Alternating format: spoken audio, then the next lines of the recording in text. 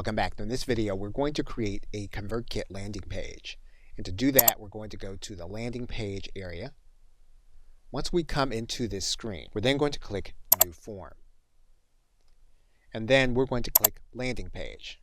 Now you're going to notice several kinds of templates determined by what you're trying to do. Once you determine how you want to use a landing page and what you want to do, you're then going to click Choose. You're going to want to give your landing page a specific name. You're then going to want to customize the specific elements of the landing page that you're working with.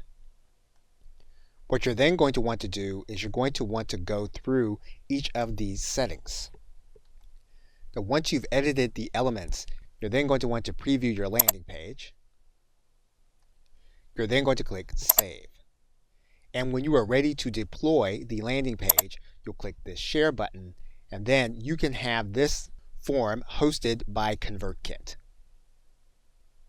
Okay, so with that, thanks, and I will see you in another video.